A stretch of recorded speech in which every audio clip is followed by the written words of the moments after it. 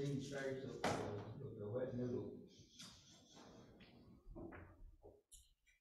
That hurt. I didn't know where they came from. I know they appear magically. Yeah. I'll pass this on. Here's my other one. I'll take it now.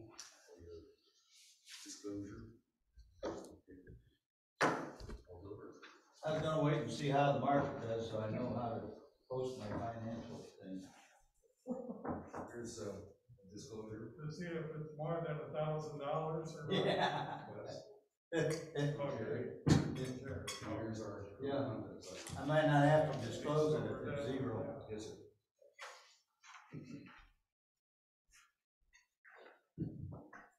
Market did not do well today. No, it did not.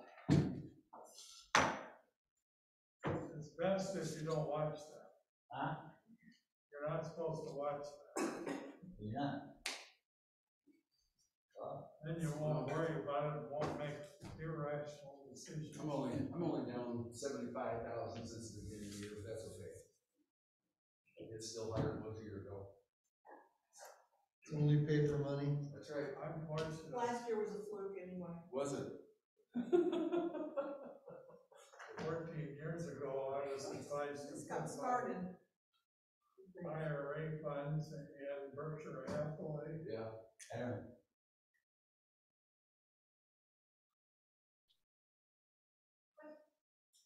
All right, we're gonna call the city council meeting to order for January 18th, 2022. Let's start with the Pledge of Allegiance. I pledge allegiance to the flag of the United States of America and to the republic for which it stands, one nation under God, indivisible, with liberty and justice for all.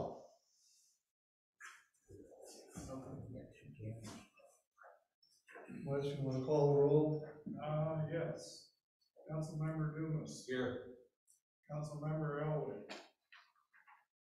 Absent. Councilmember Graves. Here. Councilmember Mills. Here. Councilmember Pittman. Here. 4 council members present, Mr. Mayor. Declare a quorum. Any discussion on the agenda? Make a motion, we approve the agenda as submitted. Ken made a motion to approve the agenda. Do I have a second? I'll second. This guy, Lynn.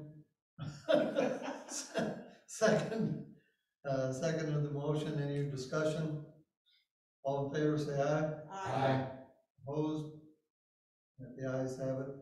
Any ceremonials, recognitions, proclamations, or memoriams? You skipped me. No. Speakers. Oh, yeah. Make sure your speaker is properly connected. Yes, we have minutes from the 21st regular meeting and the January 5th special meeting. Wes distributed those. Any comments or additions or corrections to the minutes?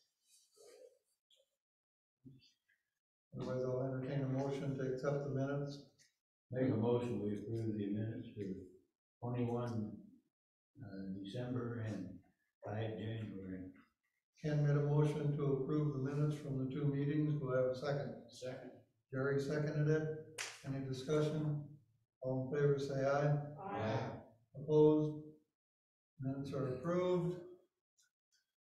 Now, ceremonials, recognitions, proclamations, and memoriam. Hearing none, we'll move on to reports. I put together a state of the city report that I guess I would like to read into the record. It shouldn't take too long, and then we'll post it as the mayor's message on the website. January 22nd, state of the city report and 2020 objectives for the city of Holiday Island. As could be expected, the first year of operation for the newly created city of Holiday Island, some things went as planned and some did not. But in the end, the city was in a healthy financial position with a clearer perspective of what can be accomplished going forward. Primary objectives of incorporating as a city were to return revenue from taxes already being paid by the residents and property owners of Holiday Island to Holiday Island, to assist HICID in road maintenance and operation of the fire department, thereby reducing some of the financial pressure on the district, to assume responsibility for police protection, to establish code enforcement capability, and to initiate some activity relative to economic development. The following summarizes what was accomplished relative to those goals. Financial, under the general fund. The distribution of funds from the state to the general fund were delayed by 3 months due to the Census Bureau not being able to provide a population estimate for the city. In order to prevent losing possibly an entire year of revenue, the city requested and got passed a change to the law making it possible for Arkansas Geographical Information Service to provide that estimate. The majority of the general revenue funds distributed by the state come from the city's share of the Carroll County sales tax. The sales tax ran significantly ahead of forecast. Consequently, in spite of the fact that the city lost out on 3 months of revenue, total revenue still came in at 92% of budget. The general fund expenditures were significantly below budget, allowing the city to establish a $75,000 operating reserve. Financial, street fund, and roads. The street fund was similarly impacted by the 3 months delay. Fuel tax and the 0.5% sales tax for roads ran slightly ahead of budget each month when revenue was received. Consequently, also in spite of losing 3 months of revenue, total street fund revenue still came in at 83% of budget. Since the Suburban Improvement District suspended road paving for 2021, and since the city and the district needed to establish a basis for an interlocal agreement on road resurfacing and maintenance, the street fund revenue will be held in the street fund to be used for the city's portion of a $607,000 paving program in 2022, $300,000 of which will be funded through the state grant. The point needs to be stressed that this is $607,000 in road resurfacing that property owners in Holiday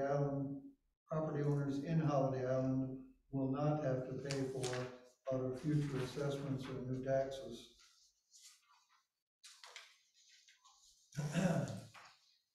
Also, during 2021, the city maintained that it was due half of the 3 mil property tax that the county levies. I'm having a hard time seeing in the dark here.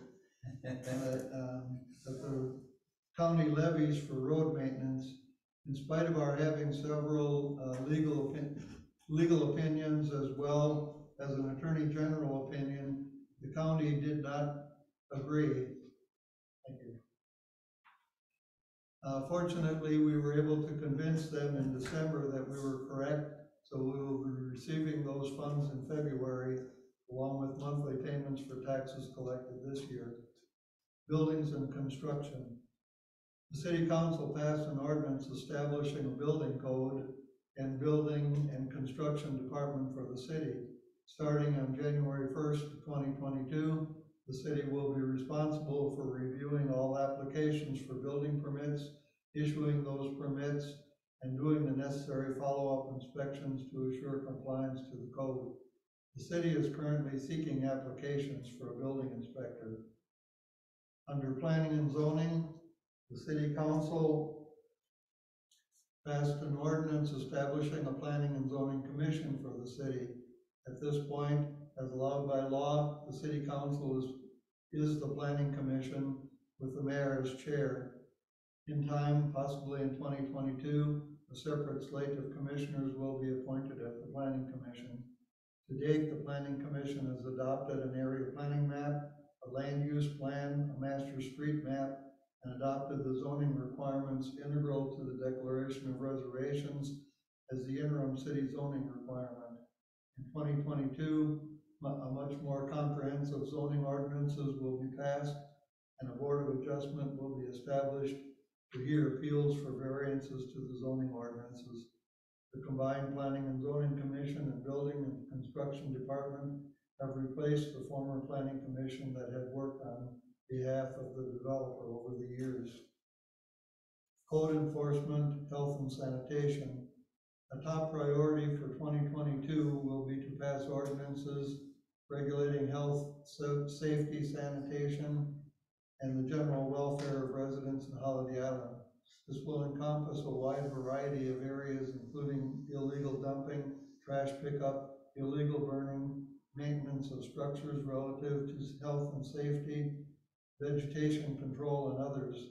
This will address some, but not all, of the issues historically associated with violations of the unit covenants. It is important to point out, though, that the city will not be the defenders of the covenants. The unit declarations of reservations, commonly called the unit covenants, are private contracts between the property owners, and the city as such has no right nor responsibility to enforce them. The city is currently seeking applications for a code enforcement officer. Fire department.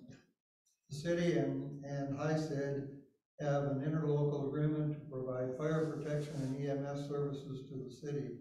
HICID continues to operate the fire department with financial support from the city.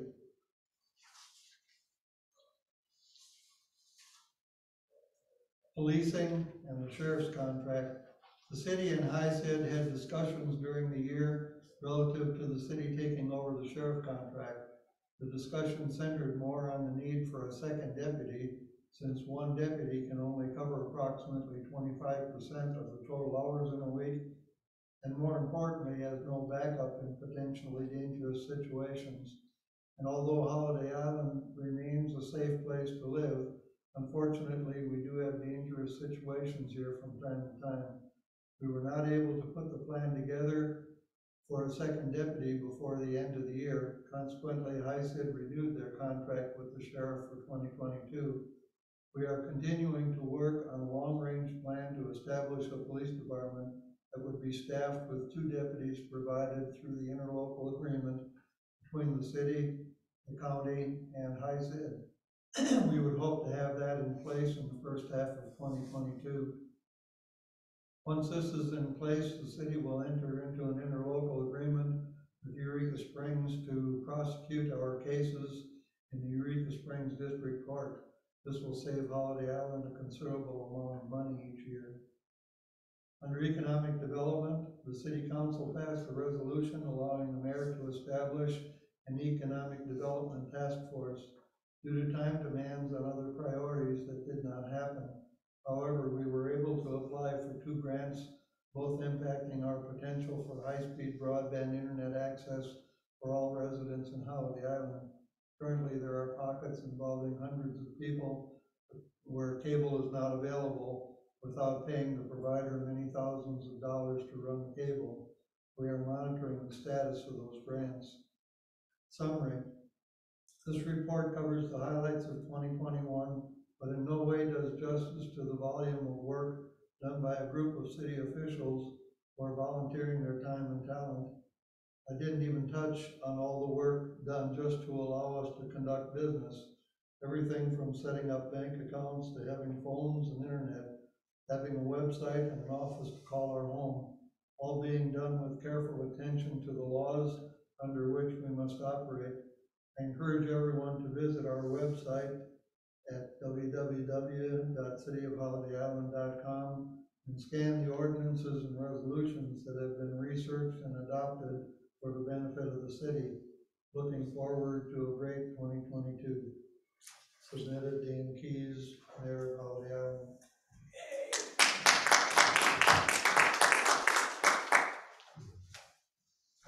Again, I can't, express enough my thanks for all the work that everybody did last year and continues to do into this year.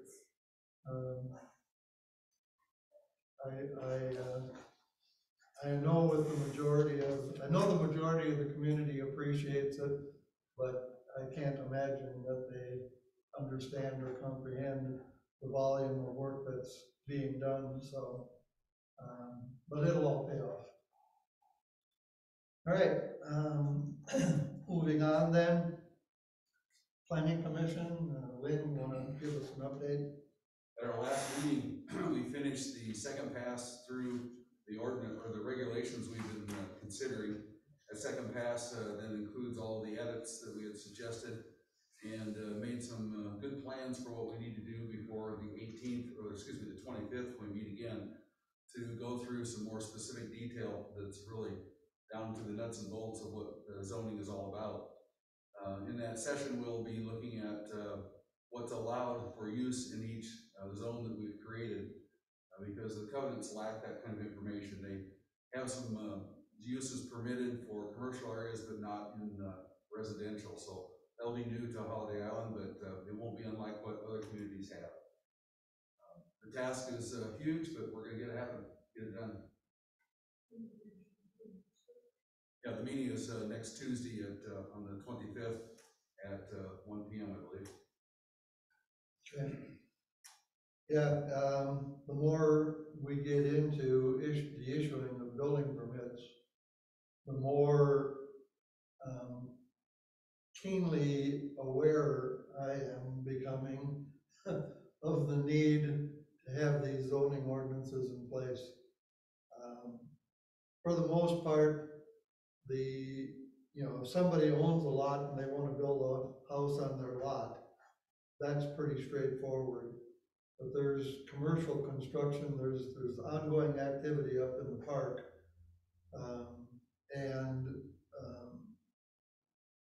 Initially, the developer was doing all of the plot plan development, and filing those plot plans with the county and things like that. And to some degree, it followed the convention that Holiday Island has had over the years of identifying property by unit, block, lot, and unit, block, and lot. We're losing control of that because of all of the unplotted parcels that have been sold off.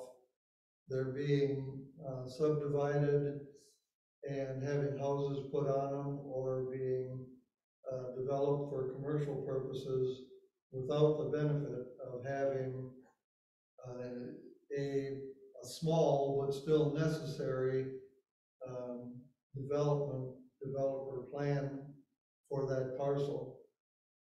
And so we're losing control of our unit, block, lot designation for all the properties. We're having properties identified now as parcel such and such, lot 1, or parcel such, lot 2, or parcel such and such, lot PT2, or something like that. It's just so we need to get this done. We need to get the message out to all property owners, because it impacts property owners more so than residents, because you can be a resident without being a property owner.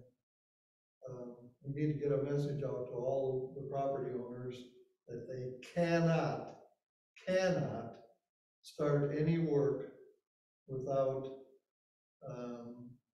having a plot plan with what they're proposing to build on that plot plan.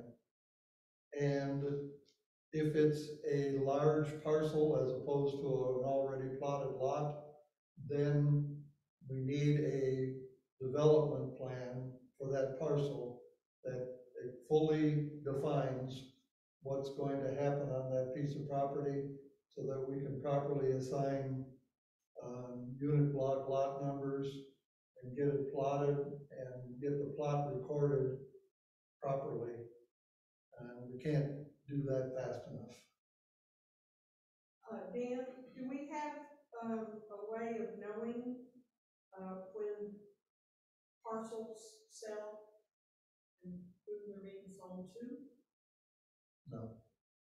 What about the district getting information from, deed changes? Maybe, although I'm not sure if, you know,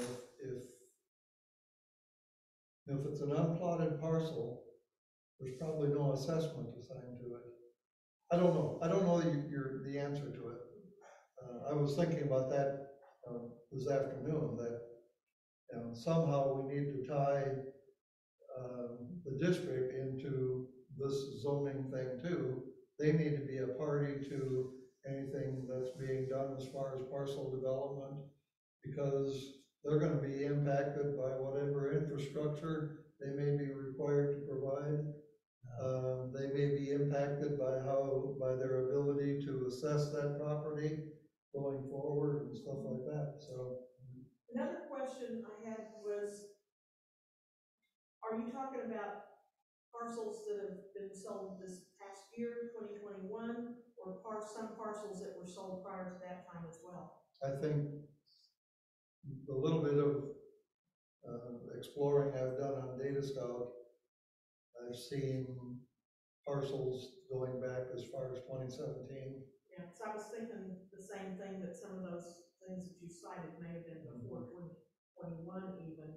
And, I mean, we didn't have any control until just recently when we started putting the act together here.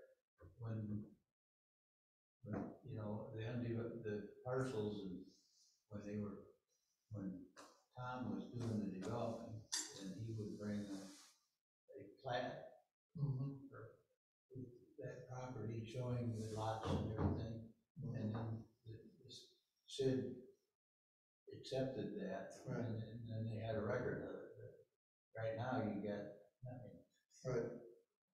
And we have streets up in the park that have never been dedicated to the district or the city as far as anybody knows. However, there are utilities, there's sewer and water and stuff running along and maybe under those streets. And so it's, you know, we got our work cut out for us trying to get it all straightened out so that we have a path going forward.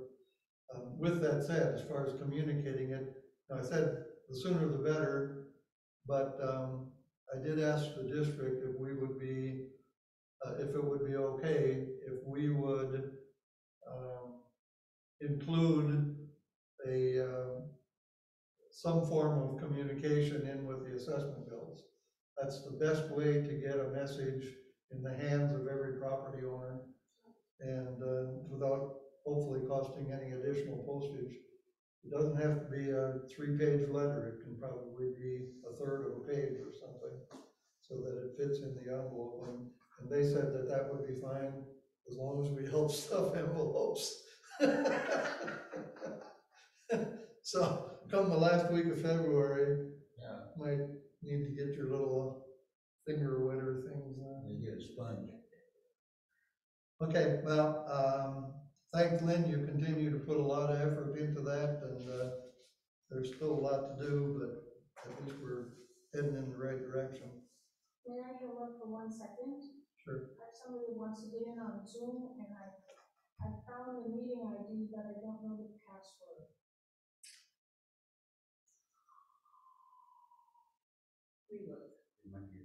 Would it be in the It's on the agenda, it has like a 34. password is 501698. Thank you, Will.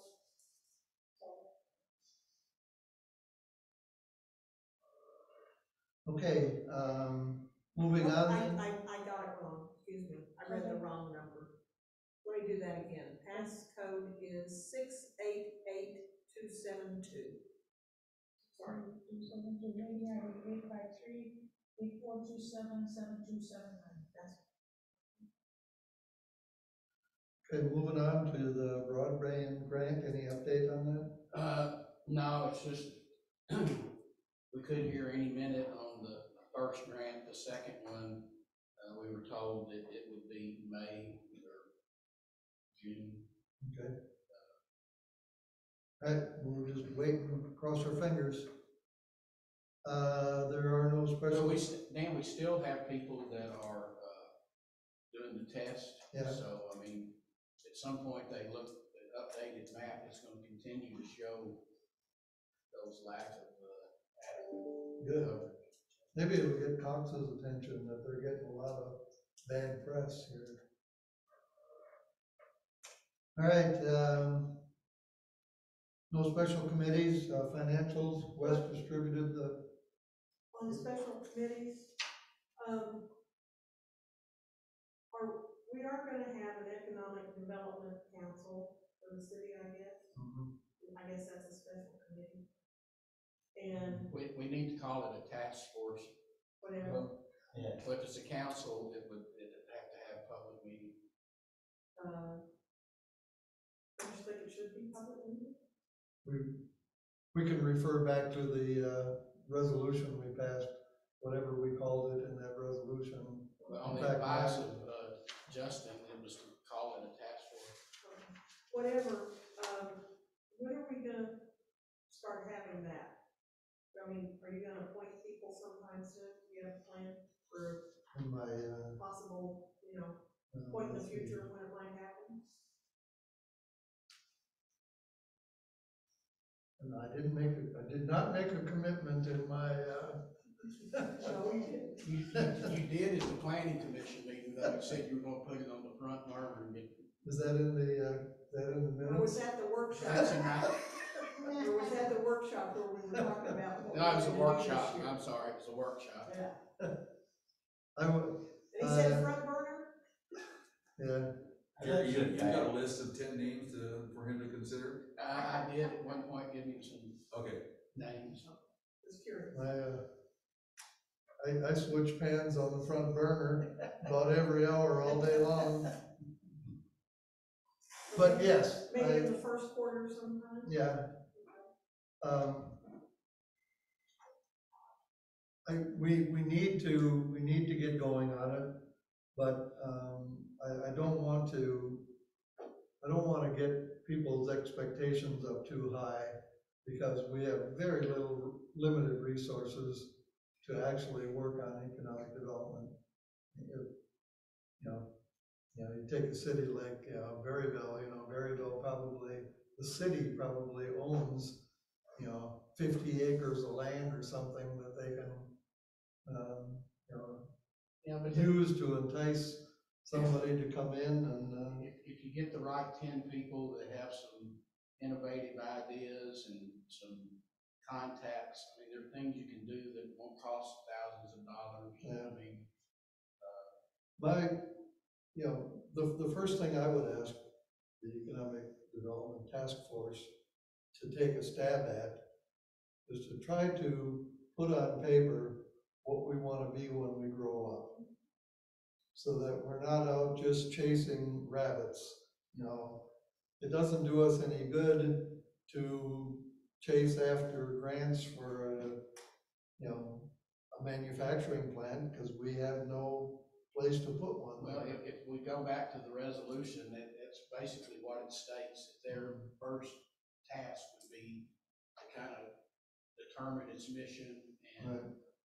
set short and long-term strategies, determine what's the most important, so. One strategy may be to, identify some property that we want to somehow secure, so that we have the ability to develop it someday. So yes, it will get some attention as soon as we get a building inspector. First things first. All right, can we move on to financials?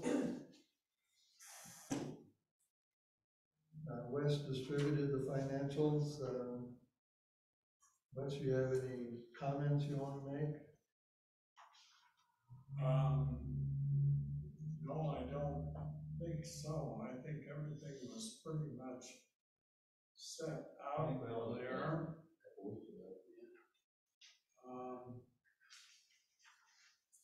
We ended the year with $254,000 in our accounts. Of course, that was all, we started with 0. No, we started with $100, I think. In each account. Well, Let's not lose sight of the donation. they were 0, you're right, and Why then there did we was donations. contribute a little bit more after the $100? You know, and there were, $3,400 worth of donations Yeah. received, and that got us started. And then since that, for the rest of the year, everything was turned back funds from the state and our share of the county sales tax. And we did, you know, and in December, we paid the district $46,000 on the fire contract. As, you know, per the budget. Right, as per the budget. So it was a nice shot in the arm for them at the end of the year. Make a motion where we accept the financial statements and that. What was that? Ken made a motion that we accept the Okay. financials as presented. Do I have a second? Second. Jerry seconded the motion. Any further discussion? All in favor, say aye. Aye. Opposed? And we can get them posted, since we've already done that. I don't post them, I just stuck them in the meeting docs. Because there's no other place on the agenda for, to bring this up, or to ask you this question, Wes, have you, did you get a chance to call Eureka Springs to see if they got their January property That's tax? what I did, and I left a voicemail yesterday and I have not had a response, Okay. so. Is a gag order in place in Eureka Springs? That was the holiday. I don't know. They put in a mask order. I would imagine they're busy, so. Okay, no old business, moving on to new business. The municipal league pointed out, I think Lynn pointed out, and it was in this magazine, pointed out to us that there is a requirement under Arkansas Code ACA 1443-501 that the governing body get together at the beginning of the year and get themselves organized. And I asked Tim McKinney, the mayor for 32 years of Berryville, Arkansas, what they do. And he said, they've never done anything. So, It doesn't make it right. He's president. no, but I'll bet it makes it typical. Okay. So what So- do we do to make it right? I don't know, do we have to parade around the table? Well- Both can find their chair. What I would, we passed a series of resolutions at the beginning of last year that did exactly what, we were aware of this last year. And we did this by passing a whole series of resolutions to get ourselves organized. I think we could satisfy the requirements of the law simply by having the council reaffirm that those resolutions are still appropriate. So if someone wanted to make such a motion,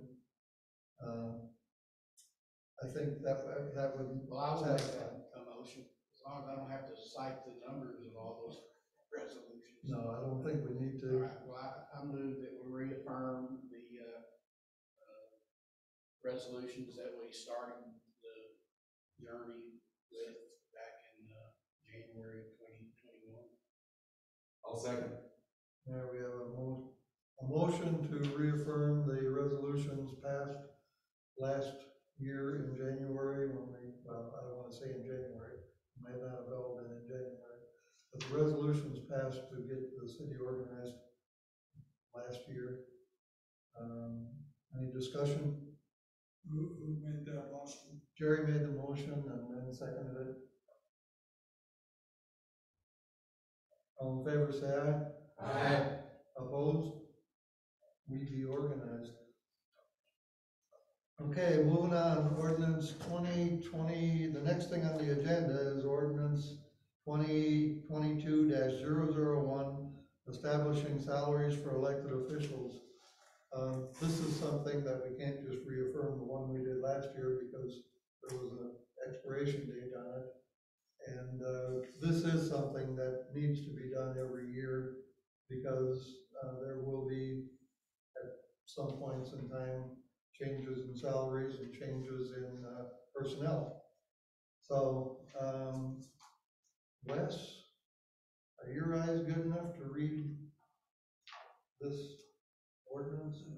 I think so. Ordinance 2022-001.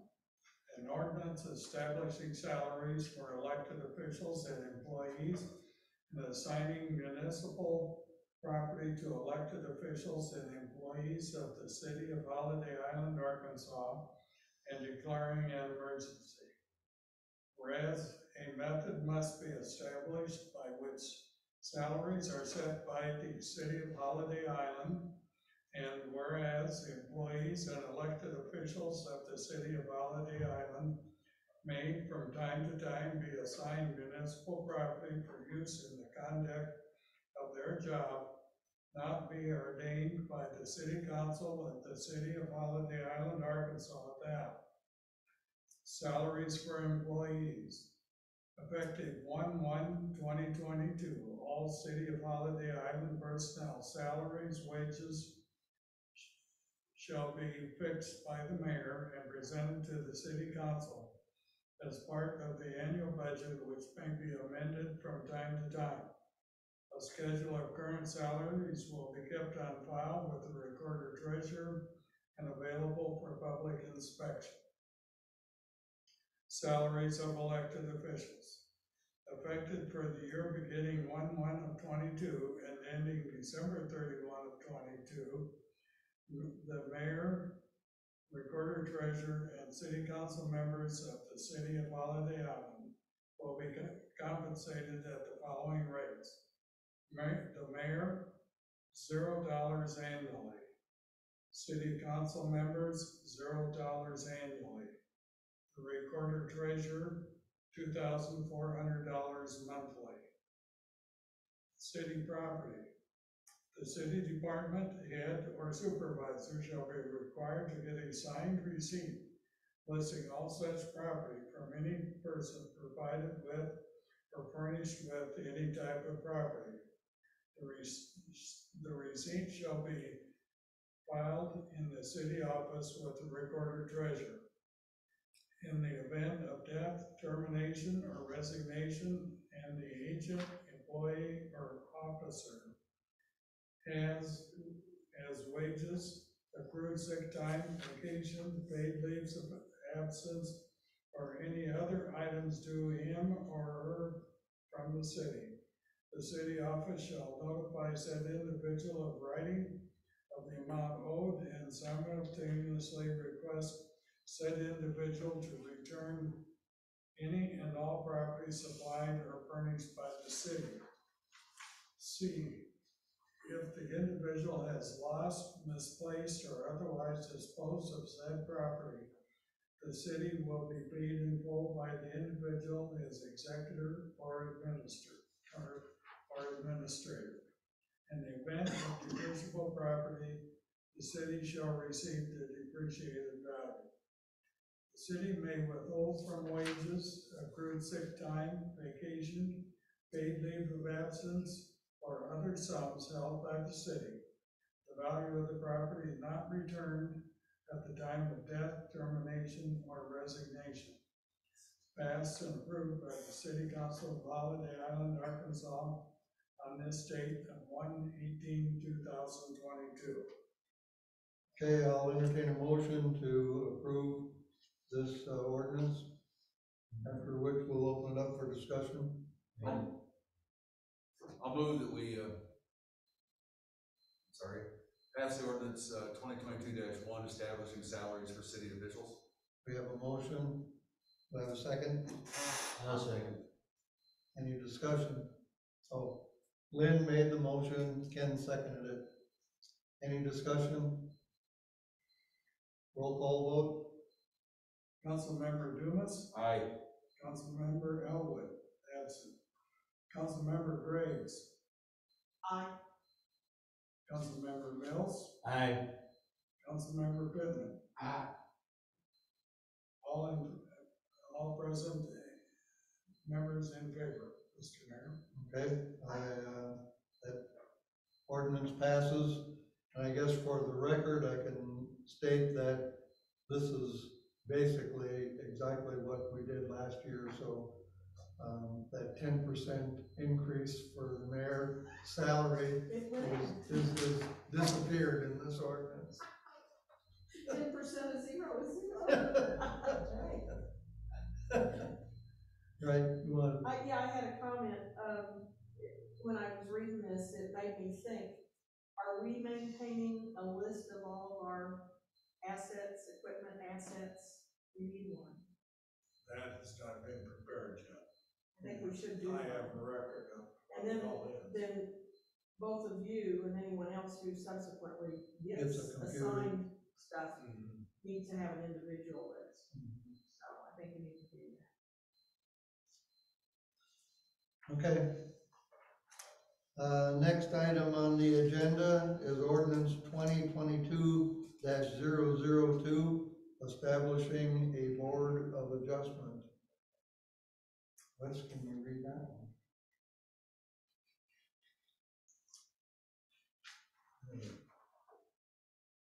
Ordinance 2022-002.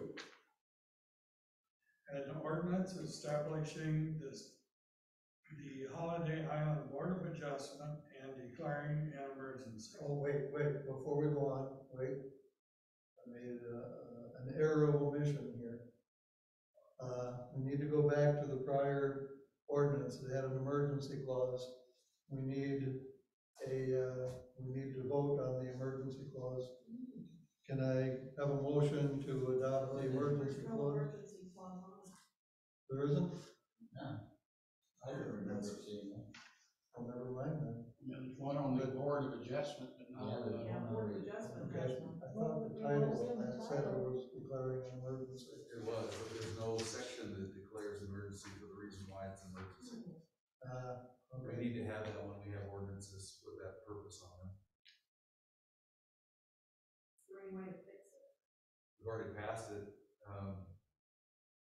because, well, the only issue would be the, Secretary Treasurer draws a monthly salary, and if this takes 90 days to go into effect without a valid clause, I don't know if that caused any problems or not. Could we We obviously made the same mistake last year because I copied this directly from last year and just changed the dates. So we could vote to bring it back to the floor and amend it. Could we do that? So that was wondering, bring it back, Do what? bring it back verbally, and yeah. vote to add the emergency clause. Correct. First, you have to vote to bring it back to the floor. And then somebody would have to amend the Ordinance to include the emergency clause. You want to make that motion? I'll make that motion. Jerry is making a motion to bring ordinance number 2022-001 back to the floor to add an emergency clause provision. Do I have a second? I second that. Ken seconded it. I suppose we should do a roll call vote on this.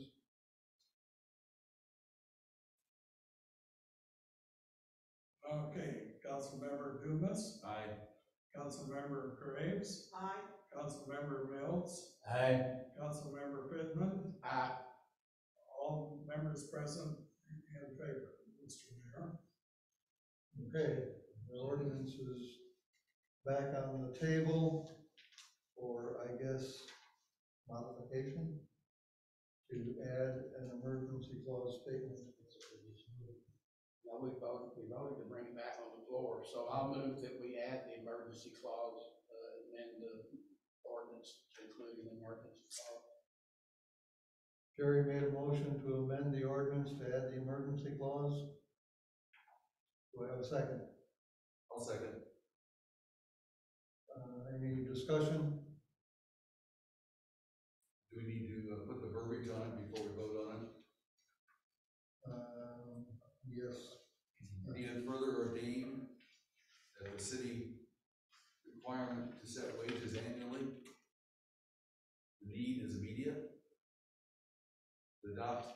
regulation or adopt the ordinance shall be enforced and effective immediately upon passage.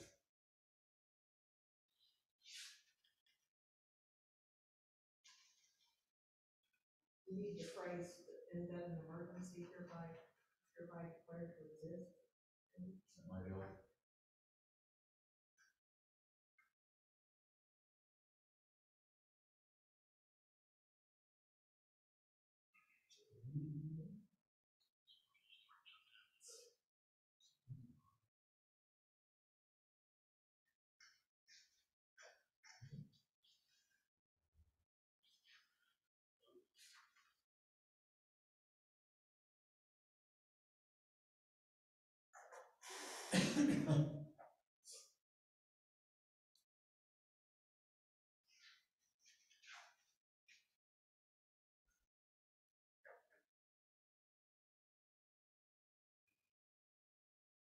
Writing for those listening on Zoom.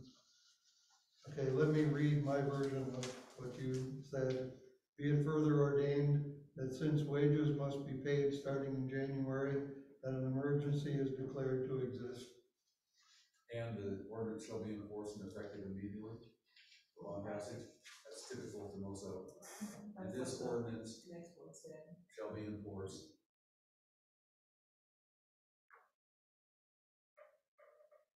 And effective immediately upon passage.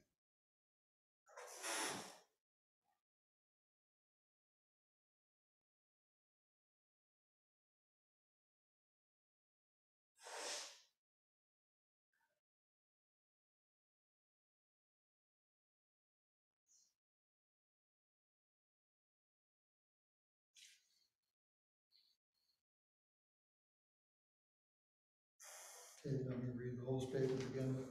Be it further ordained that since wages must be paid starting in January, that an emergency is declared to exist, and this ordinance shall be effective immediately and in force upon passage.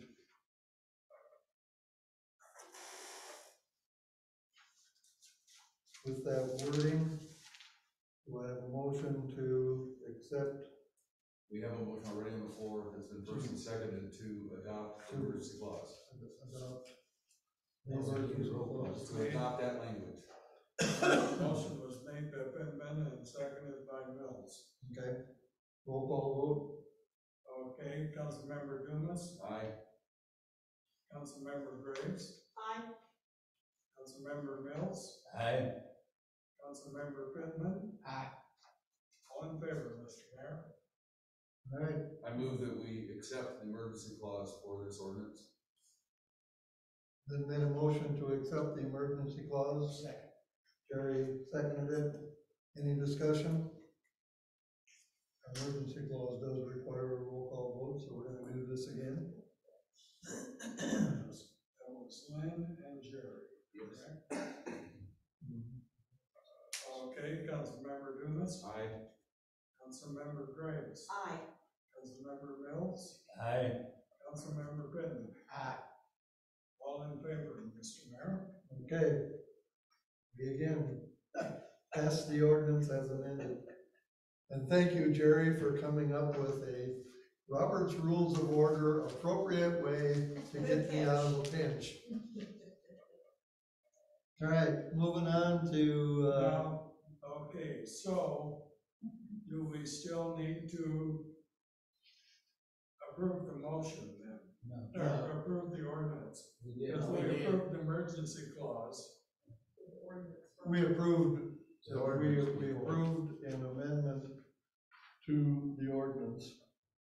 We already approved the ordinance. We ordered it. Yeah. I think we're But okay. then we brought, the motion was to return it to the floor. For the So purposes do of we the- need for the to vote purposes of again? amendment. On the ordinance. Let's do it.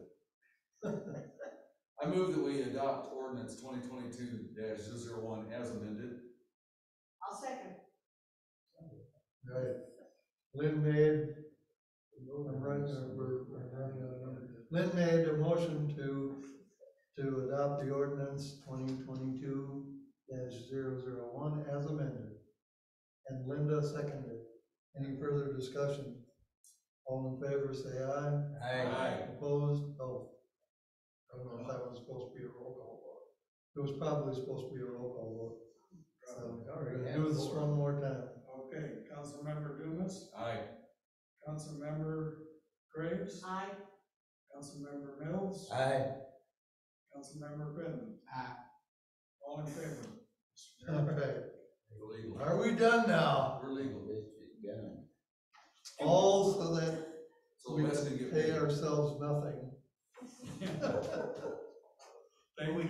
could have amended it to, give ourselves a 50% raise to make it feel better. All right, Somebody would let you know about it. the next thing on the agenda is ordinance 2022-002, which is probably gonna be correct, because Lynn drafted this one. I'd be willing to read it. All right, Lynn, you wanna read it? Ordinance 2022-2, an ordinance establishing the Holiday Island Board of Adjustment and declaring an emergency. Whereas Arkansas's Municipal Planning Statute ACA 1456-416 requires that the city of Holiday Island shall establish a zoning board of adjustment to hear zoning appeals from the decisions of administrative officials. And whereas pursuant to ACA 1456-404A2, the city council may elect to serve as a zoning board of adjustment by which it was initially addressed in ordinance 2021-2, with members being appointed by ordinance 2021-6.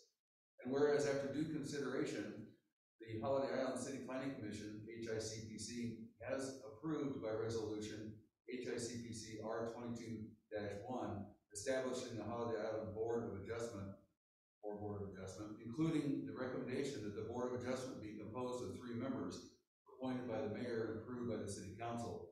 And whereas the Board of Adjustment has not yet met a first time to organize, it is the desire of the city council that said Board of Adjustment be formally organized by a new ordinance. And whereas an emergency exists in order to be prepared to accommodate various appeals. Now therefore be it ordained by the city council of the city of Holiday Island, Arkansas, A, that ordinance 2021-6, section 2, the city zoning board of adjustment members determined, shall be rescinded without affecting the balance of ordinance 2021-6. B, that the Holiday Island Board of Adjustment pursuant to ACA 1456-416 B1 and following shall be established, organized, and the powers and duties defined to replace the prior named zoning board of adjustment. C, that the regulations below entitled Holiday Island Board of Adjustment be hereby approved and adopted. D, the city recorder treasurer shall maintain 2 signed copies and a digital image for public inspection. Section 1, the title, Holiday Island Board of Adjustment. Section 2, the creation and appointment.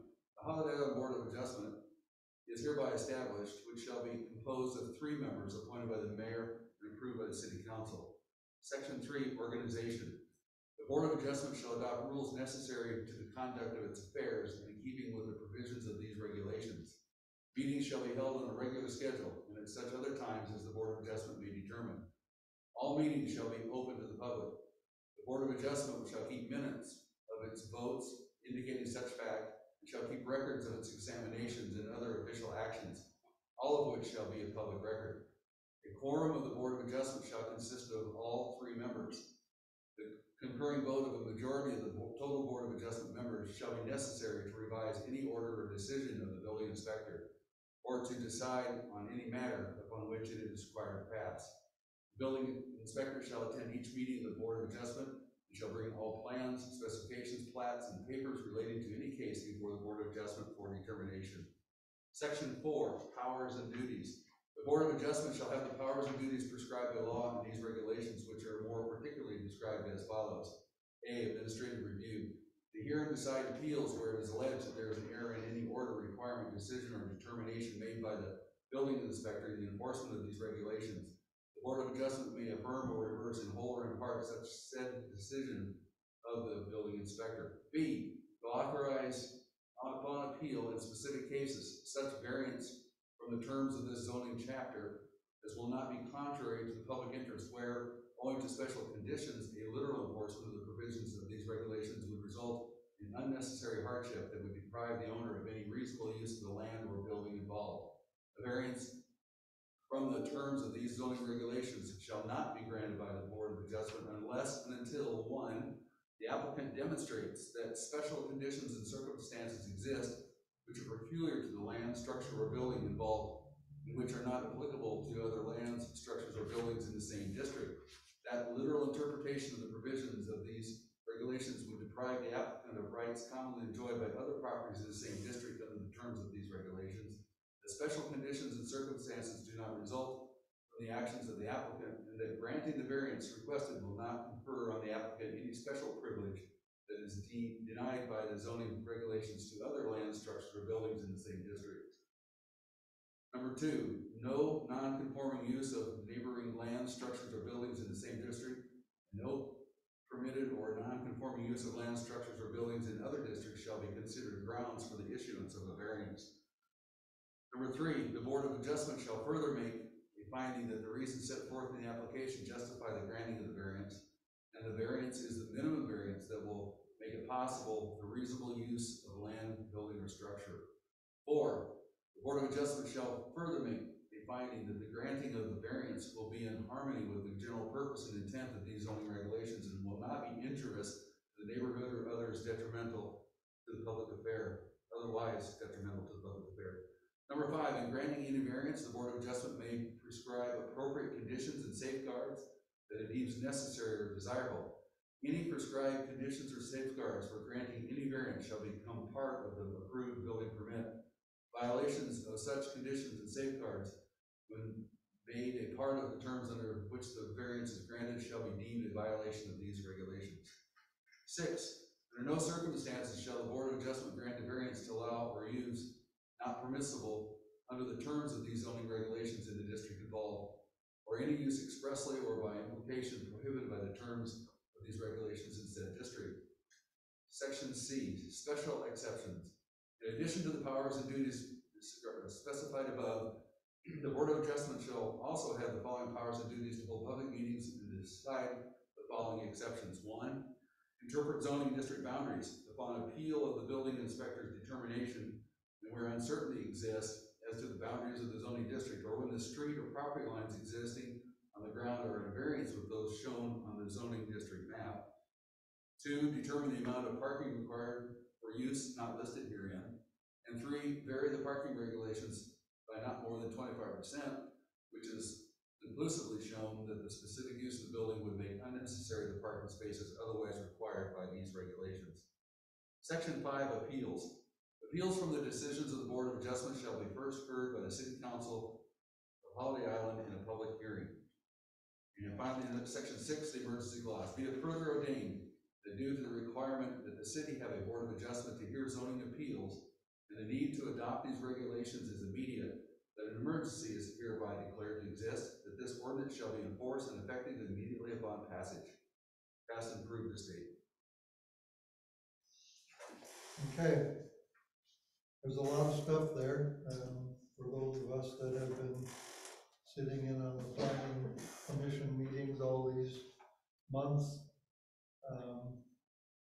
This should make pretty good sense to us. Yeah, we went over that, Yeah, work session. we went over it in the planning commission meeting, so.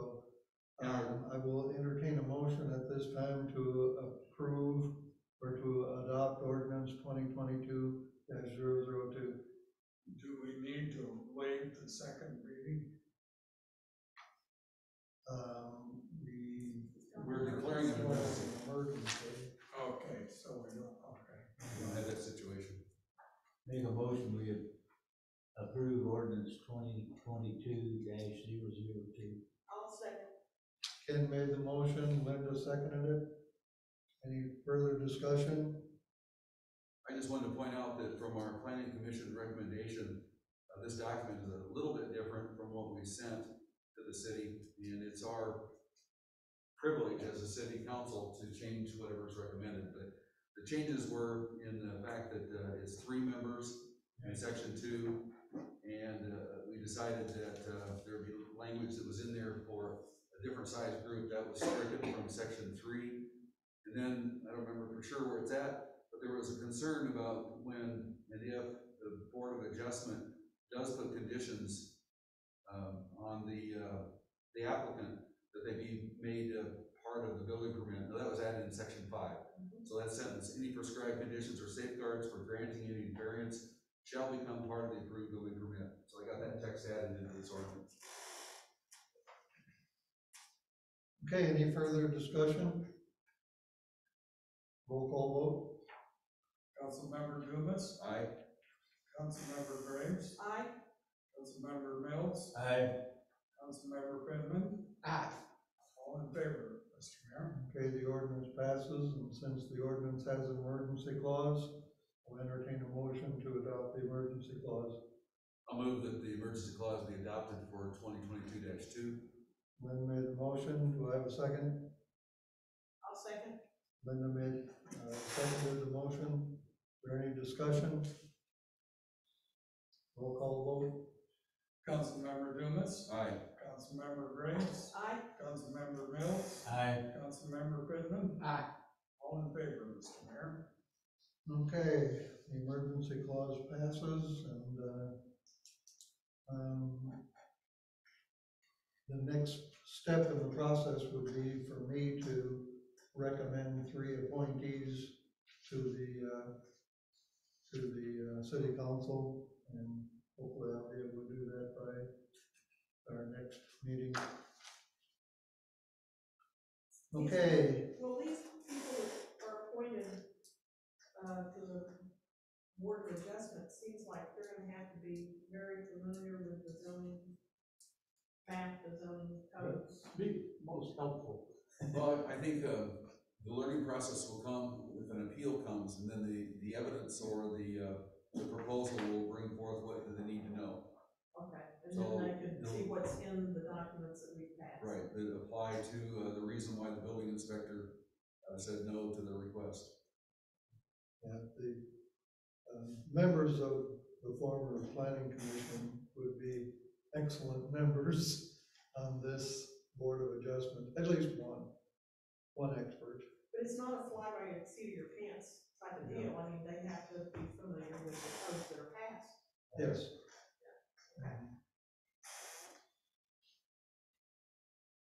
Okay, Are we gonna review the self-regulation? Do we wanna do that before we do the road project? well, let me bring it up. The next thing on the agenda is reviewing the health and sanitation regulation. Lynn sent me a bunch of input, all of which was appropriate and needs to be considered.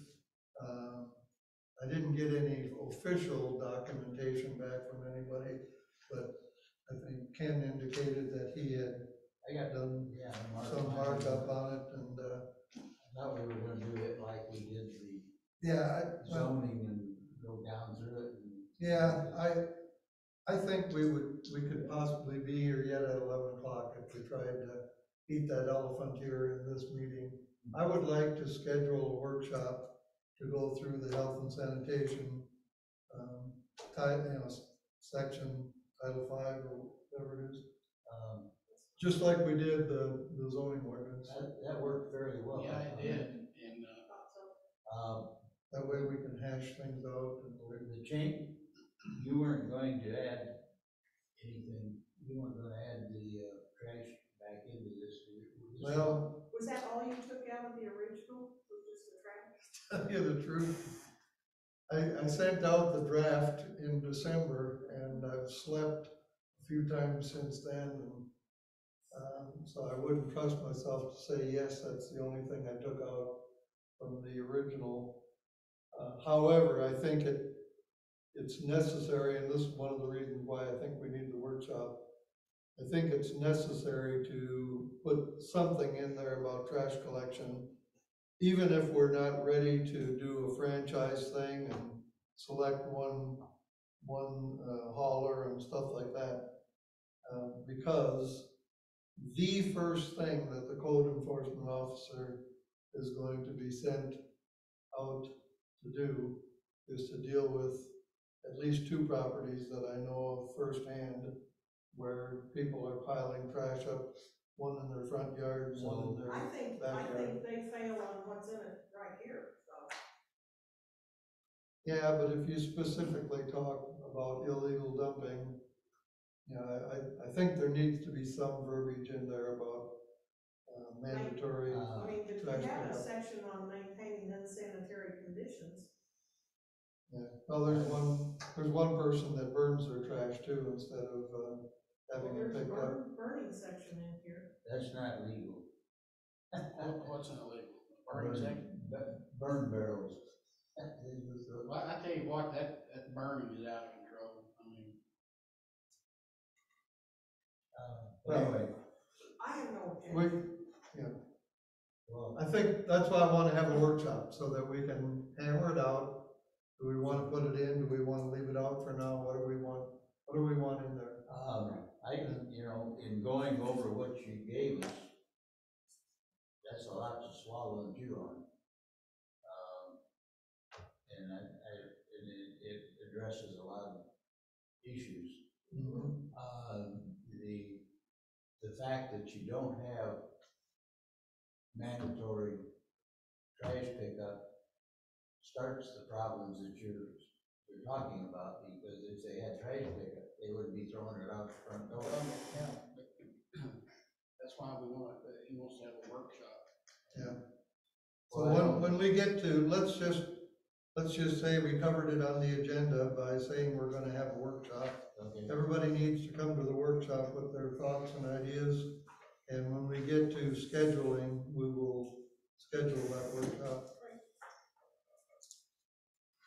Shucks. It'll give me a little more time to think about it We too. would literally be here at midnight.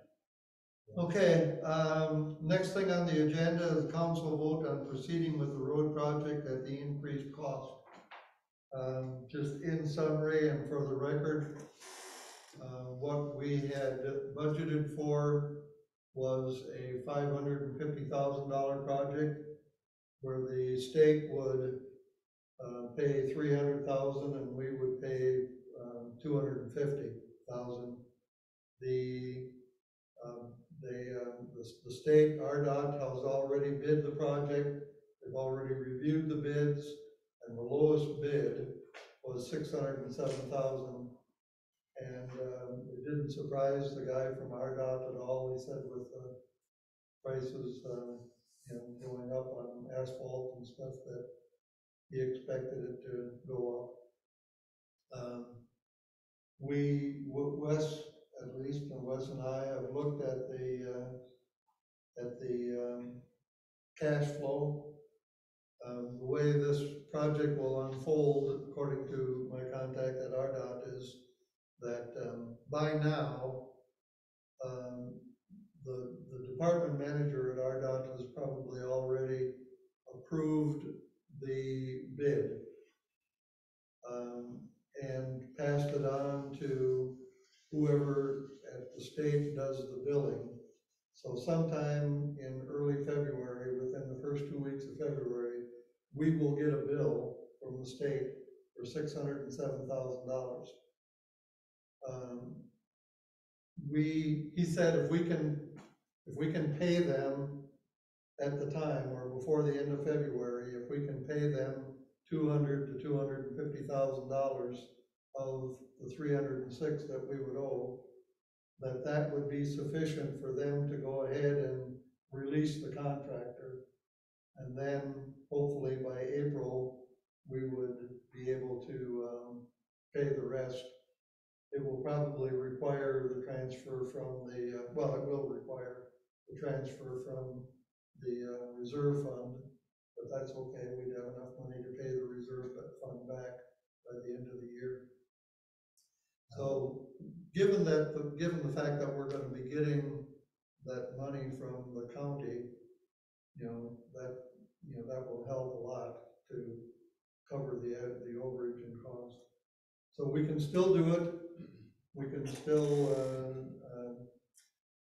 we don't have to scale back the project. I did ask about scaling back the project, and he said they have done that, but they don't like to do it because, the contractors start to lose interest in bidding on jobs. If you scale them back too much after they put the effort into putting together their bid package, make them rebid it. And he said the other option would be to just not release our project in the first wave, to rebid the whole thing, or reject all the bids, in other words, and rebid the whole project again in late April. But he couldn't guarantee that we could get a contractor lined up then by the end of the year. Yeah, you So we probably wouldn't get the job done even with. prices would probably go up in more. So what I would like is a motion from the council to approve going forward with the project at the higher. I think a motion we go forward with the paving project. I mean, we've waited so long. Ken made a motion that we move forward with the paving project at the higher bid of $607,000. Do I have a second? Second. Jerry seconded it. Now, discussion? What assurance do we have that we are going to get the grant? We have a letter of commitment. Yes. You have one on I file. have a letter on file Okay. that says the grant has been awarded. And is there timing on when they're going to send the money for the grant? The only thing I don't know yet is, he and I talked about when we will send them money. Right. And at the end of that, we're gonna be sitting there with an invoice Exactly. for $300,000. For money we don't have. For money we don't have. Right. I'm sure there's a mechanism, but Okay. I need to ask him how that invoice gets closed out then. But that's my concern of, I thought we were not permitted to spend money we don't have. Right. And I thought we were not permitted to commit to spending money we don't have. Right. So we're committing to spending $307,000 we don't have, or the balance, the $300,000 we don't have. We have a letter of intent. No, the letter that I got, and I can get you a copy of it, but the letter that I have clearly states that the state is committing $300,000 to this project. Okay. All right. I just want to be sure that we're within the requirements of committing the funds we don't have. And our commitment is met by our fund balance of $254,000 plus like the tax money, I mean, that we pledged against it that we're getting from the county. I don't have a concern about our part of it, it's the balance. Okay, any other discussion? That's the basis of the whole program. All in favor? Another question, do you have a copy of the engineering standard that they're going to put the road down to? Is it an improvement over what we have? Are they gonna put down a bigger base, it's gonna be more compaction, and the paving's gonna be thicker? How much asphalt? Yeah, just curious. I have the documentation supporting the engineer's estimate, which is basically a 2-inch overlay. And he has the dimensions of the streets, the linear feet and the width. And there's a notation about some road base work that needs to be done ahead of time. Okay. But that's a good point. I need to request a copy of the bid package, because that would define the scope of work. It's important that we know what to expect of the contractor. And it was important to me to know that it's the same or better than what we've been putting down. It's the same or better. Okay. And this project is being managed from start to finish by the state, by RDOT, by engineers that only do this for a living. Sure. And so all we have to do is stand back and watch.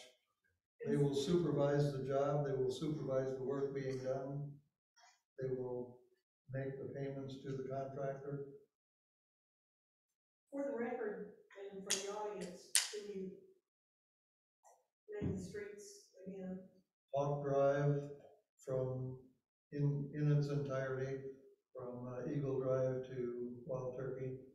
Hawk Lane, the little 150 feet or whatever that connects Hawk Drive to Holiday Island Drive, and 2 sections of State Line Drive between the 4-way stop and the northern city Parts that limits. weren't done on the state line There before. was 2 sections that weren't done, you know, in the first 2 phases of repaving State All the Line. way to County Line Road. All the way to County Line Road. So when this project is done, State Line will be completely resurfaced within the last 3 years from the 4-way stop all the way to the state line.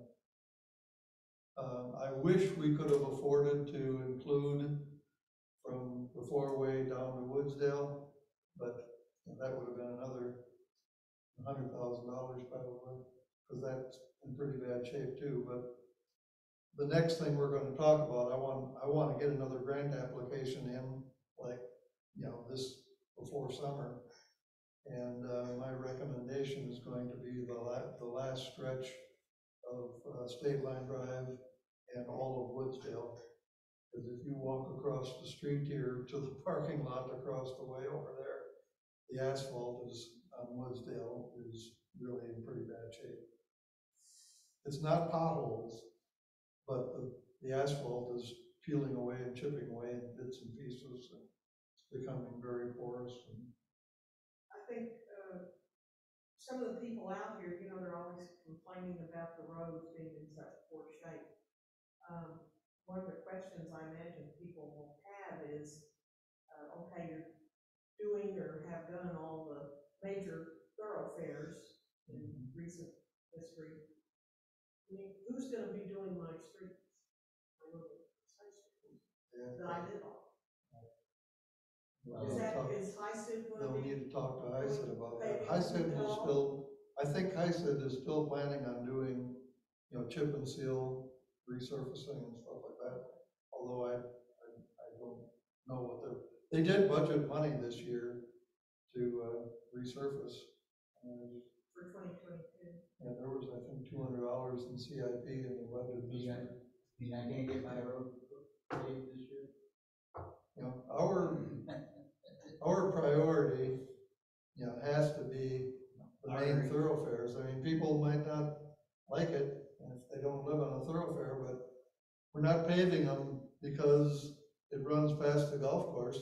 We're paving it because it carries virtually 100% of the traffic in Holiday Island.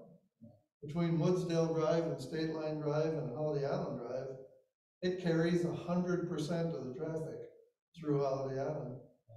And it's gotta be in good repair. It makes sense for the city to do that. Yeah. Yeah, well, this Woodsdale, it was paved in 1998 was the last time it was asphalt. Once you lose a street, it's incredibly expensive to Well, you know, resurface it. that was all done just before I went on the board, and, you know, and they did Holiday Island Drive, they did Woodsdale, they did State Line, and they ate up a pretty good chunk of money. But it's lasted over 20 years.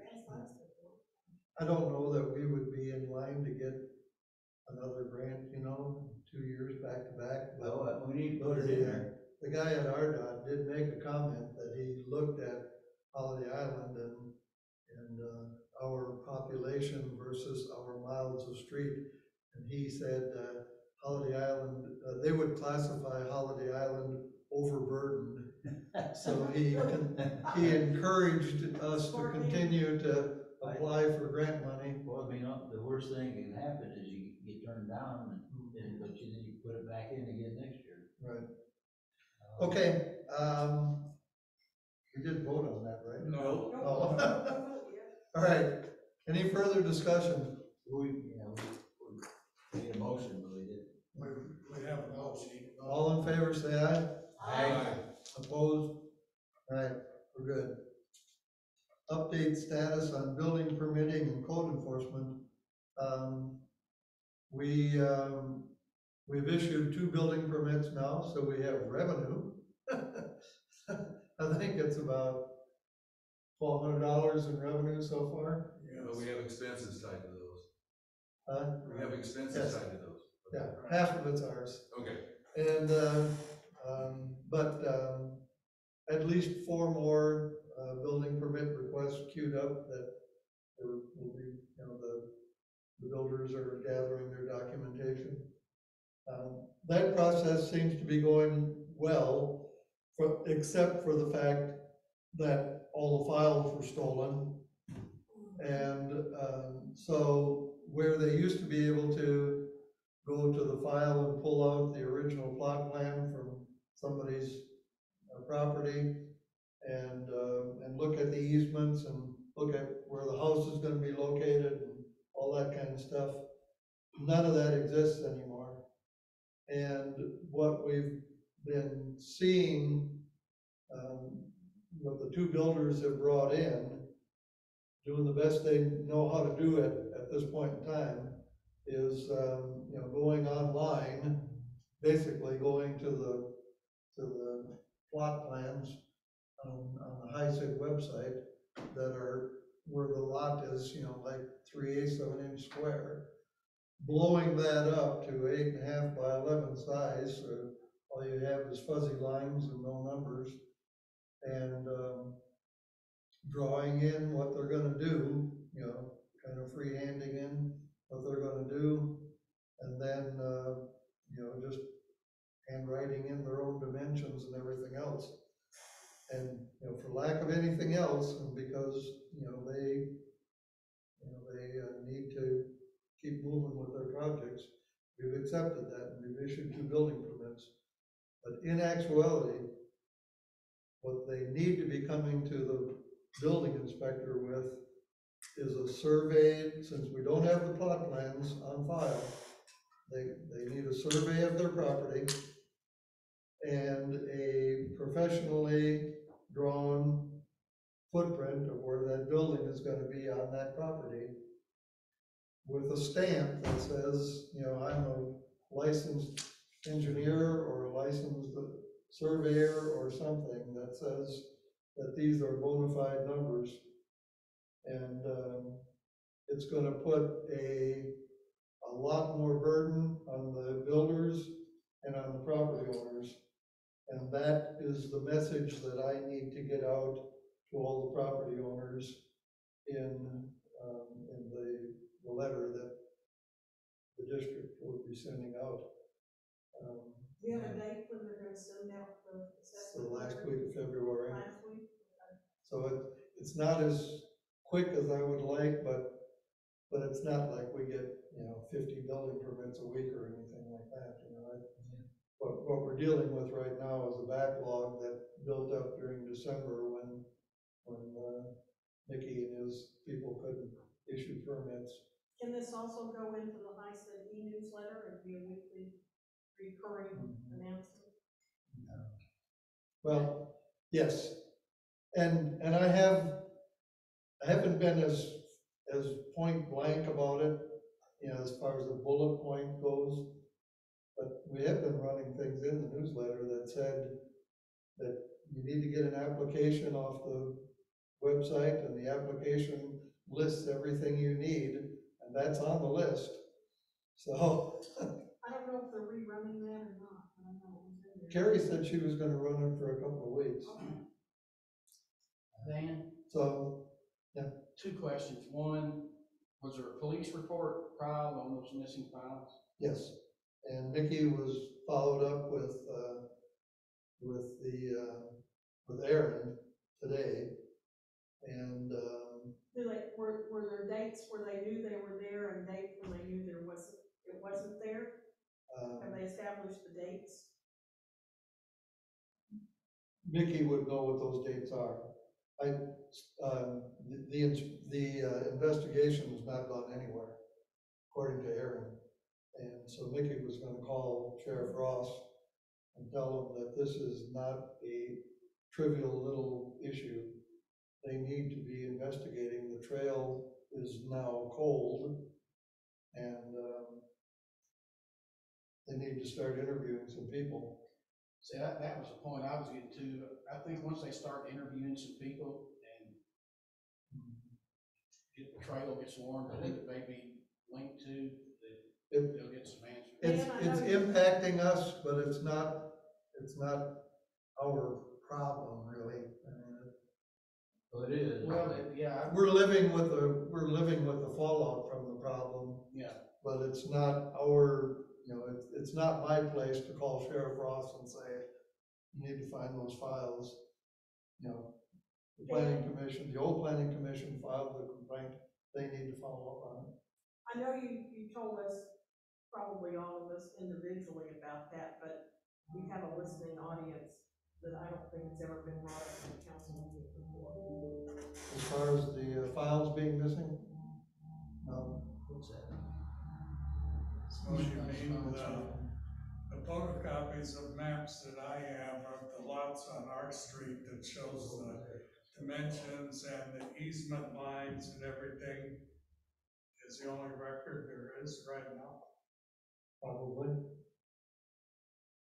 The short history is, when the planning commission got to their office to hold their regular meeting on the first Friday of December,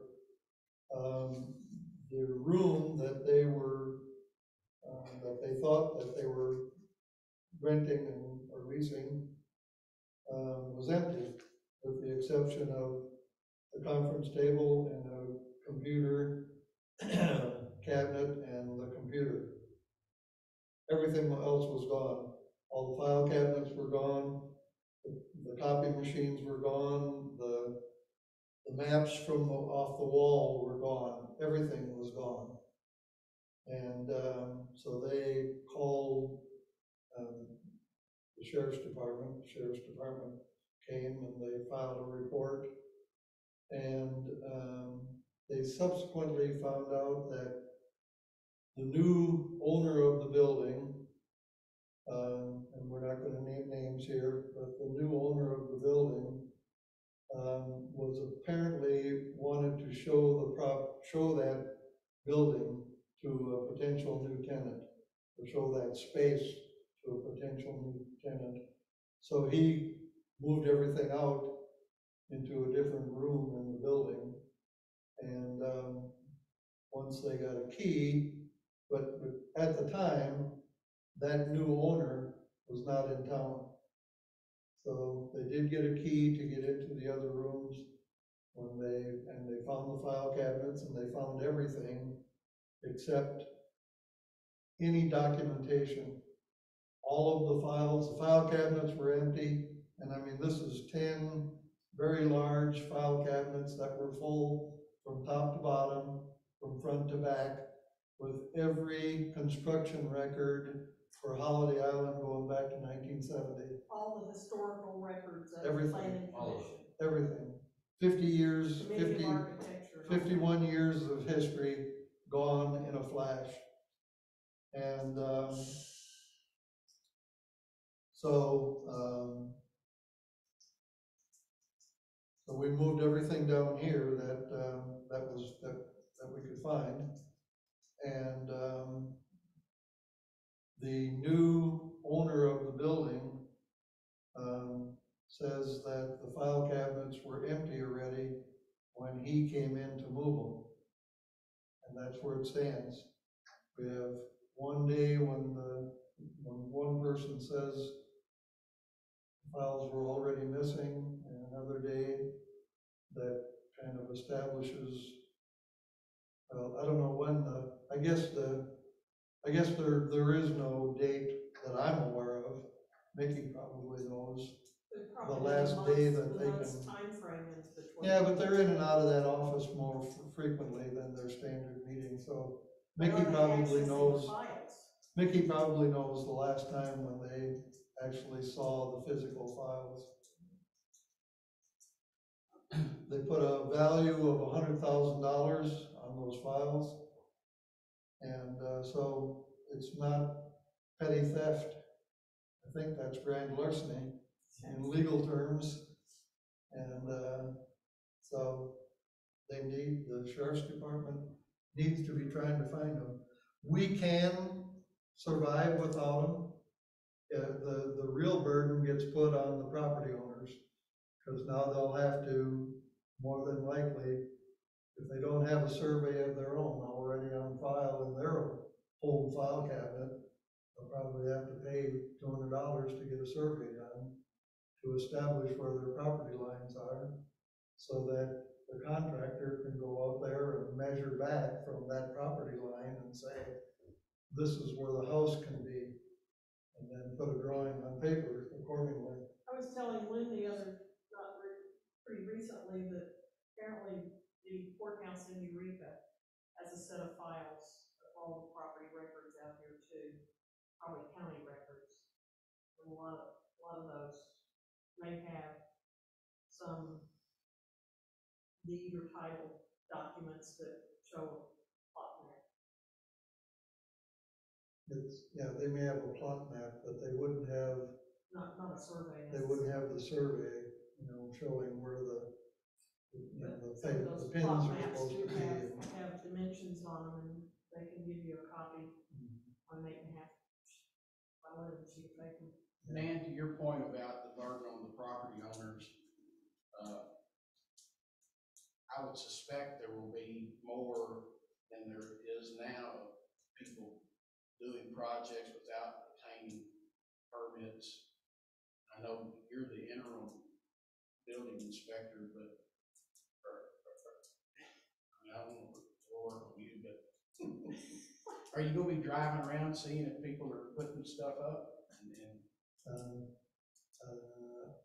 Or when you hire a new building inspector, will that be part of his job description? How often are you on patrol? Yeah. Question. Well, I know, but I mean, There's we all know 70 that there's stuff going on as we speak, We see it every day. Yeah. every day.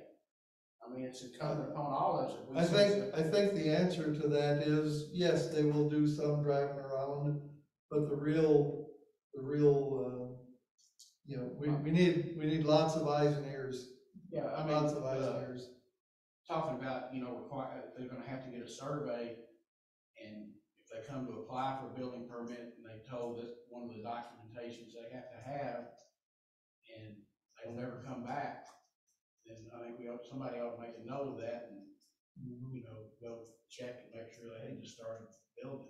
Anytime you transfer property, you sell a lot or a house, or you have to have a survey.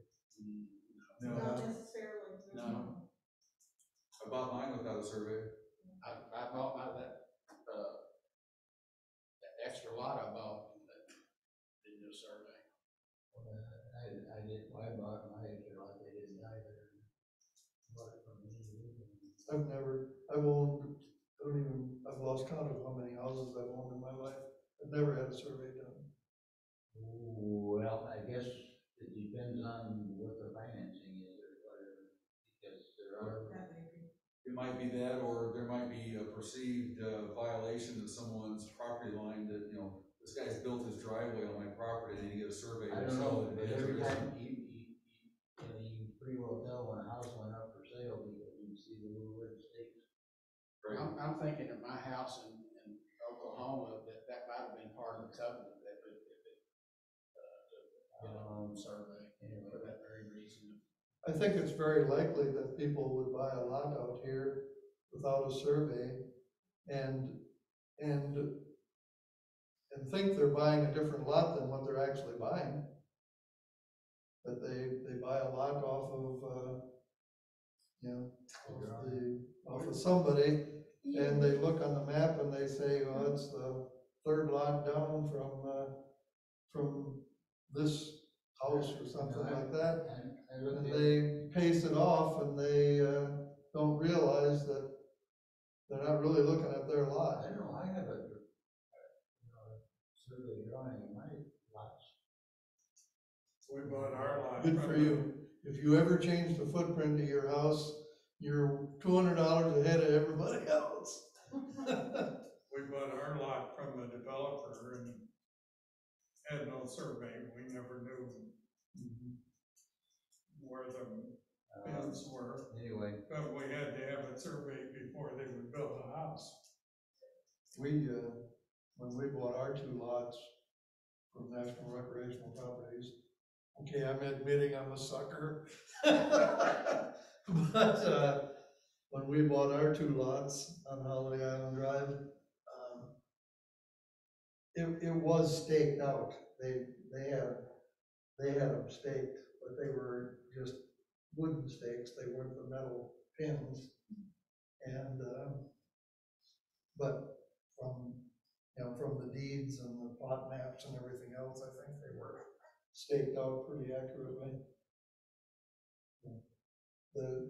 You look for power poles and utility boxes. They're usually on the property line. I can tell you a story. I had a cabin up in Illinois, and I don't remember what brought it on about, but anyway, we finally had to have a survey, and survey line went right down the middle of my next door neighbor's garage. So I sold him 5 feet or 10 feet. He could have probably claimed adverse possession and taken it away from you. I would bet that the pins are in the ground out here for most of them. They are. I found 8 of them. Yeah, because when we built the Starlight Trail, we needed to know exactly where HICID's right-of-way, where the boundaries were of HICID's right-of-way, because we built a parking lot there and we wanted to make sure we were on HICID property. And I got a metal detector from Dan at the water department, went out there and I found the pins, both of them. So they were this far under the dirt, but I found them. Wow. We've got all of ours, except for one that's underneath the transformer, so. And my one corner is right in the middle of the water meter, so the pin's probably in full. But that's where the surveyor found the corner of my lot, right in the middle of the water meter. All right. So under code enforcement, under building permitting and code enforcement, we have put the word out that we're looking for to fill those 2 positions, and I've had quite a bit of interest. How are the interviews going? I haven't interviewed anybody yet, but I have a note. I have a log of who's expressing interest, and when we get to the point of interviewing, I'll probably ask for 1 or 2 volunteers to help interview. But I have two interested parties that have for the building inspector job that have home inspector licenses, which is far different from a building inspector, but it's something, it's a step in the right direction. And I have yet to figure out how, I can find out the answer real easy, I just need to call a building inspector, but you can't find out on the internet how to become licensed as a building inspector. I've put several hours into trying to figure it out, and there is no government website that says building inspector, these are the requirements, this is who issues the license. And what about the licensing bureau? What do they base it on? I don't know. They have to have some basis. You have to pass an electrical test and a plumbing test and a gas plumbing test. I know that. Well, who issues the license? That's a good question. Gotta be the That's a state. real good question. And I have it in my phone. We'll change one of the ads to say, if you can answer this question. You're an inspector. I start out every day with Why don't we start? calling one of the local building inspectors on my front burner, and then it gets pushed to the back burner. So I can call, what's his name, Billy Ray or Bobby Ray in Eureka Springs. He's a licensed inspector. We know the guy in Green Forest. all I need to do is call one of those guys and say, how did you go about getting your license? Cause that's what everybody asked me. A copy of his license would show who issued it. A copy of his license would show who issued it. Yeah, so, I would think it would be a state. No, it's not. yeah, what I've been told by a couple other mayors is that, well, they go down and they go to a seminar about plumbing and then they take a test. And, but I did read enough about the electrical. They do talk about electrical building inspectors for electrical in some of the state statutes on licensing electricians. You know, they're talking about licensing electricians, but in there, they talk about, you know, electrical building inspectors. And there's two different kinds, there's residential and commercial. But all it does is mention them. It doesn't say, you know, these are all the requirements and this is how we get licensed. So anyway, we do have applicants. We have interested parties in the code enforcement officer also. So I think it's going to be very, very, very unlikely that we're going to get somebody that is a licensed building inspector to apply for the job. So,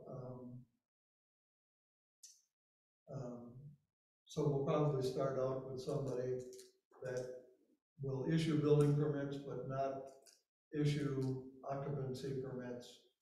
You know, they'll know enough about construction to be able to go out and make sure that they have the rebar and the, you know, and the footings before they pour the concrete and stuff like that. But it'll probably be some time before we get them licensed to the point where they can actually do inspections and issue building permits, or maybe just as importantly, issue stop work orders if it's not to code. All right, any questions on that? All right, then moving on to public comments. Oh, come on. None from there? Good. From our public? Council member comments? All right, scheduling. Do you want to? This will be in February.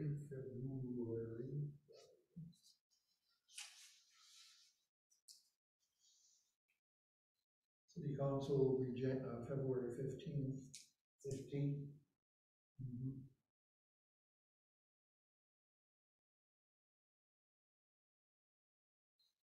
How about having a workshop then on the 1st? On when? February? Tuesday the 1st. First of February? Yeah. That's a suggestion. I don't really have much of anything in my calendar for the first I have a couple of weeks doctor's of appointment February. in the afternoon. But I have a doctor's appointment in the afternoon. that doesn't need to be, I would like to have it in the first week so that if we can hammer it out, then maybe we could have an ordinance ready by the How about council Thursday? meeting. How about Thursday and Wednesday? Sunday? Wednesday, nothing ever happens. Everything happens on Wednesday? Second. I didn't put wheels and wheels in here. It might be that. No, it's second week, for sure. I've got that to do. Are on you? my calendar. I don't know, I got it marked on my calendar. February 2nd? No. Oh, that's Wednesday. Oh, okay. 1 o'clock? What did we settle on? February 2, 1 o'clock? Wednesday the second. I don't know, I've got that on my calendar at home, but I don't know. Meals. Yeah. Well, it'll be a squeeze to get, you know, by 1 o'clock, you should be almost done with your route, if not already finished, so. Yeah, I get done about 12:15. Yeah, so 1 o'clock's fine. Your wheels and wheels, not. All right, anything else? Motion to adjourn? No, we have to have we already did the regular meeting, I'm sorry. Yeah, the regular meeting is 2:15. Okay. And, we've got the planning commission next week, right? Yes, 25th. 25th. 25th, 24th, I got marked. Our city council on the 15th is 6 p.m., right? Now, on the agenda, you were talking about a workshop to establish 22 goals. We did that. We did that. That was That was our last an workshop. old, That was a workshop on That was a workshop. January 13th. That's the one. yeah, that was the workshop we I'm not had. sure, he wasn't. Oh, maybe here for that, maybe. maybe I didn't get that deleted from my, okay. Our Meals on Wheels week is the 7th through the 11th. Huh? The Meals on Wheels is the week of the So 7th, next week. February 7th. So we're safe. Okay, motion to adjourn. I move that we adjourn. Linda made a motion to adjourn. Do I have a second? Second. Lynn seconded the motion. Any discussion? All in favor, say aye. Aye. Opposed? Adjourn.